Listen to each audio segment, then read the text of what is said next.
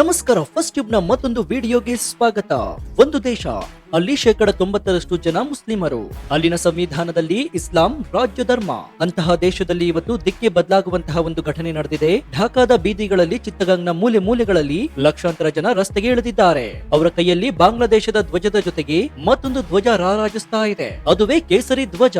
ಹೌದು, ಬಾಂಗ್ಲಾದೇಶದಲ್ಲಿ ಇತಿಹಾಸ ಮರುಕಳಿಸ್ತಾ ಇದೆ ಅಥವಾ ಹೊಸ ಇತಿಹಾಸ ಸೃಷ್ಟಿಯಾಗ್ತಾ ಇದೆ. ಶೇಖ್ ಹಸೀನಾ ಸರ್ಕಾರ ಬಿದ್ದು ಮೊಹಮ್ಮದ್ ಯುನಸ್ ನೇತೃತ್ವದ ಆಡಳಿತ ಬಂದ ಮೇಲೆ ಹಿಂದೂಗಳ ಮೇಲೆ ನಡೆದಂತಹ ದೌರ್ಜನ್ಯಕ್ಕೆ ಪ್ರತ್ಯುತ್ತರವಾಗಿ ಈಗ ಬಾಂಗ್ಲಾದೇಶದಲ್ಲಿ ಅಧಿಕೃತವಾಗಿ ಹಿಂದೂ ರಾಜಕೀಯ ಪಕ್ಷ ತಲೆ ಎತ್ತುತ್ತಾ ಇದೆ. ಅದರ ಹೆಸರೇ ಬಾಂಗ್ಲಾದೇಶ ಸನಾತನ ಪಾರ್ಟಿ.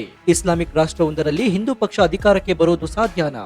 ಬ್ಲಾಸ್ಫೆಮಿ ಅಥವಾ ದೈವ ನಿಂದನೆ ಕಾಯ್ದೆಯ ಹೆಸರಿನಲ್ಲಿ ಅಲ್ಪಸಂಖ್ಯಾತರನ್ನ ತುಳಿಯುತ್ತಿರುವಂತಹ ದೇಶದಲ್ಲಿ ಈ ಪಕ್ಷದ ಉಳಿವು ಸಾಧ್ಯನಾ? ಅಷ್ಟಕ್ಕೂ ಇಸ್ಲಾಮಿಕ್ ದೇಶದಲ್ಲಿ ಈ ಧರ್ಮ ನಿಂದನೆ ಕಾಯ್ದೆಯ ಅಸಲಿ ರಹಸ್ಯವೇನು? ಇದು ದೇವರ ಮೇಲಿನ ಭಕ್ತಿಯೋ ಅಥವಾ ರಾಜಕೀಯ ಆಟವೋ?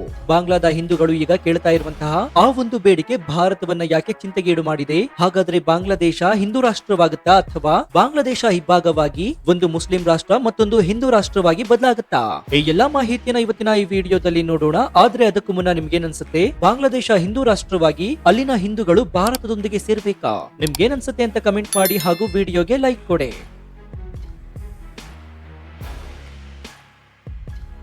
ಮೊದಲಿಗೆ ನಾವು ಅರ್ಥ ಮಾಡ್ಕೊಳ್ಬೇಕಾಗಿರೋ ವಿಚಾರ ಏನಂದ್ರೆ, ಬಾಂಗ್ಲಾದೇಶದ ಹಿಂದೂಗಳು ದಿಢೀರನೆ ರಾಜಕೀಯ ಪಕ್ಷ ಕಟ್ಟಲು ನಿರ್ಧರಿಸಿದ್ದು ಯಾಕೆ? 1971ರಲ್ಲಿ ಬಾಂಗ್ಲಾದೇಶ ಸ್ವಾತಂತ್ರ್ಯವಾದಾಗ ಅಲ್ಲಿ 22% ಹಿಂದೂಗಳಿದ್ರು. ಅವತ್ತು ಅವರು ಕೇಳಿದ್ದು ಜಾತ್ಯತೀತ ರಾಷ್ಟ್ರ.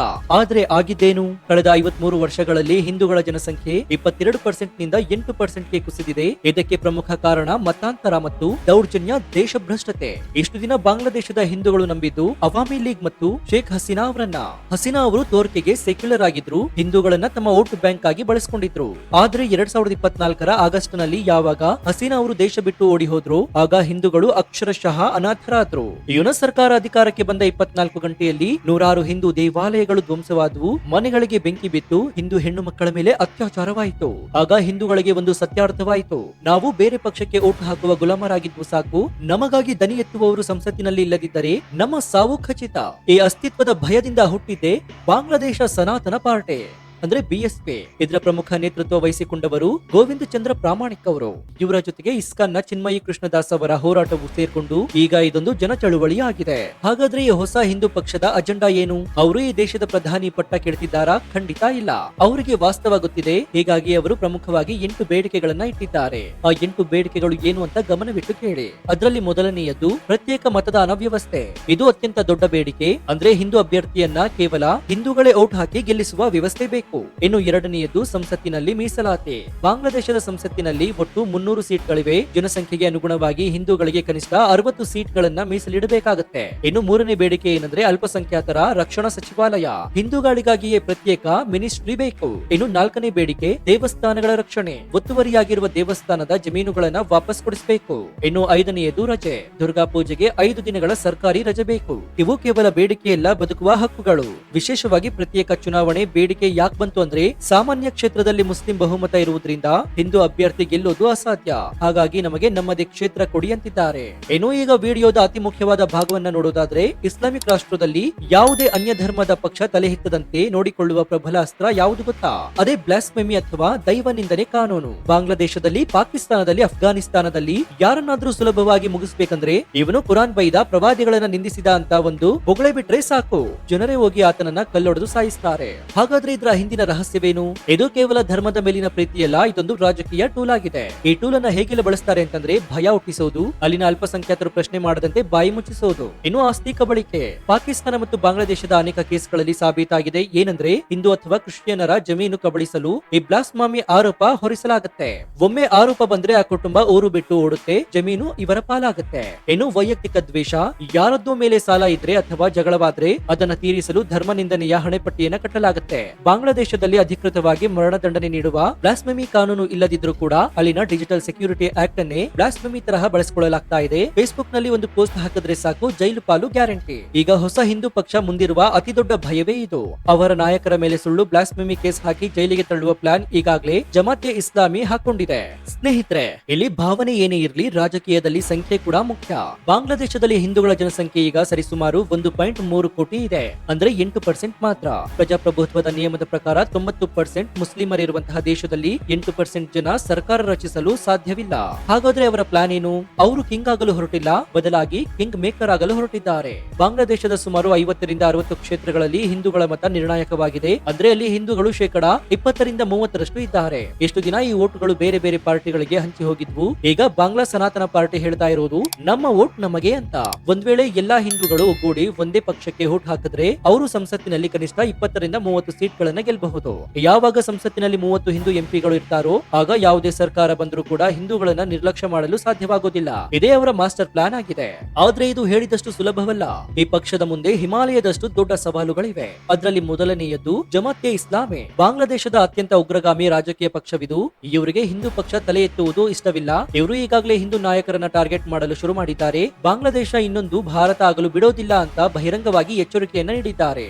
ಇನ್ನು ಎರಡನೆಯದು ಯುನಸ್ ಸರ್ಕಾರದ ನಿಲುವು. ಮೊಹಮ್ಮದ್ ಯುನಸ್ ಅಮೆರಿಕ ಬೆಂಬಲಿತ ವ್ಯಕ್ತಿಯಾಗಿದ್ದು ಈತ ಹಿಂದೂಗಳ ಪ್ರತಿಭಟನೆಯನ್ನ ರಾಜಕೀಯ ಪ್ರೇರಿತ ಅಂತ ಕರೀತಾ ಇದ್ದಾನೆ. ಈತ ಹಿಂದೂಗಳಿಗೆ ಮೀಸಲಾತಿ ಕೊಡಲು ಒಪ್ಪುವ ಸಾಧ್ಯತೆ ತೀರಾ ಕಡಿಮೆಯಾಗಿದೆ. ಇನ್ನು ಮೂರನೆಯದ್ದು ಒಗ್ಗಟ್ಟಿನ ಕೊರತೆ. ಬೇಸರದ ಸಂಗತಿ ಏನಂದ್ರೆ ಬಾಂಗ್ಲಾದೇಶದ ಹಿಂದೂಗಳಲ್ಲಿಯೂ ಕೂಡ ಜಾತಿ ಪದ್ಧತಿ ಇದೆ. ಮೇಲ್ಜಾತಿ ಮತ್ತು ಕೆಳಜಾತಿ ನಡುವಿನ ಭಿನ್ನಾಭಿಪ್ರಾಯಗಳು ಮುಸ್ಲಿಂ ಪಕ್ಷಗಳಿಗೆ ಲಾಭವನ್ನ ಮಾಡಿಕೊಡ್ತಾ ಇದೆ.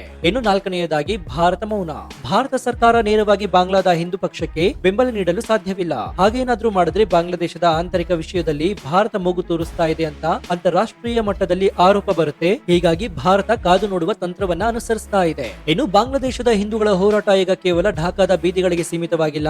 ಇದರ ಬಿಸಿ ಈಗ ಅಮೆರಿಕದ ಶ್ವೇತ ಭವನಕ್ಕೂ ಕೂಡ ತಲುಪಿದೆ. ಇಲ್ಲಿ ಎರಡು ಪ್ರಮುಖ ವಿಚಾರಗಳು ಕೂಡ ಇದೀಗ ಬೆಳಕಿಗೆ ಬರ್ತಾ ಇದೆ. ಅದರಲ್ಲಿ ಮೊದಲನೆಯದು ಡೊನಾಲ್ಡ್ ಟ್ರಂಪ್ ಅವರ ಆ ಒಂದು ಟ್ವೀಟ್. ಬಾಂಗ್ಲಾದೇಶದ ಇತಿಹಾಸದಲ್ಲಿಯೇ ಮೊದಲ ಬಾರಿಗೆ ಅಮೆರಿಕ ಪ್ರಭಾವಿ ನಾಯಕ ಡೊನಾಲ್ಡ್ ಟ್ರಂಪ್ ಬಾಂಗ್ಲಾದೇಶದ ಹಿಂದೂಗಳ ಪರವಾಗಿ ಬಹಿರಂಗವಾಗಿ ಮಾತನಾಡಿದ್ದಾರೆ. ದೀಪಾವಳಿ ಸಂದರ್ಭದಲ್ಲಿ ಅವರು ಮಾಡಿದ ಟ್ವೀಟ್ ಇಡೀ ಯುನಸ್ ಸರ್ಕಾರಕ್ಕೆ ನಡುಕ ಹುಟ್ಟಿಸಿತ್ತು. ಬಾಂಗ್ಲಾದೇಶದಲ್ಲಿ ಹಿಂದೂಗಳು ಕ್ರಿಶ್ಚಿಯನರ ಮೇಲೆ ನಡೀತಾ ಇರುವಂತಹ ದೌರ್ಜನ್ಯ ಖಂಡನೀಯ. ನನ್ನ ಆಡಳಿತವಿದ್ದಿದ್ರೆ ನಾನು ಇದನ್ನ ನಡೆಸಲು ಬಿಡ್ತಾ ಇರಲಿಲ್ಲ ಅಂತ ಟ್ರಂಪ್ ಹೇಳಿದ್ದರು. ಹಾಗಾದ್ರೆ ಯಾಕೆ ಇದು ಮುಖ್ಯ?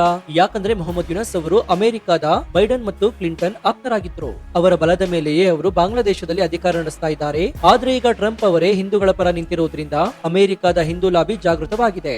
ಒಂದ್ ವೇಳೆ ಅಮೆರಿಕ ಬಾಂಗ್ಲಾದೇಶದ ಮೇಲೆ ಆರ್ಥಿಕ ನಿರ್ಬಂಧವನ್ನ ಹೇರಿದ್ರೆ ಯುನಸ್ ಸರ್ಕಾರ ಒಂದೇ ದಿನದಲ್ಲಿ ಕುಸಿದು ಬೀಳುತ್ತೆ. ಹಾಗಾಗಿ ಹಿಂದೂ ಪಕ್ಷಕ್ಕೆ ಅಂದ್ರೆ ಬಿಎಸ್ಪಿ ಈಗ ಅಂತಾರಾಷ್ಟ್ರೀಯ ಮಟ್ಟದಲ್ಲಿ ಬಲ ಸಿಗ್ತಾ ಇದೆ.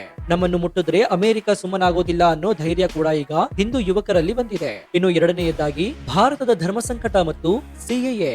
ಇನ್ನೊಂದು ಕಡೆ ಎಲ್ಲರೂ ಕೇಳುವ ಪ್ರಶ್ನೆ, ಭಾರತ ಯಾಕೆ ಸುಮ್ಮನಿದೆ? ಪ್ರಧಾನಿ ನರೇಂದ್ರ ಮೋದಿ ಸರ್ಕಾರ ಯಾಕೆ ಸೈನ್ಯವನ್ನ ಕಳಿಸ್ತಾ ಇಲ್ಲ? ಇಲ್ಲೇ ಇರೋದು ಭಾರತದ ಅಸಲಿ ರಾಜತಾಂತ್ರಿಕ ತಂತ್ರ. ಭಾರತಕ್ಕೆ ಬಾಂಗ್ಲಾದೇಶದ ಹಿಂದೂಗಳು ಭಾರತಕ್ಕೆ ನಿರಾಶ್ರಿತರಾಗಿ ಬರುವುದು ಬೇಕಾಗಿಲ್ಲ.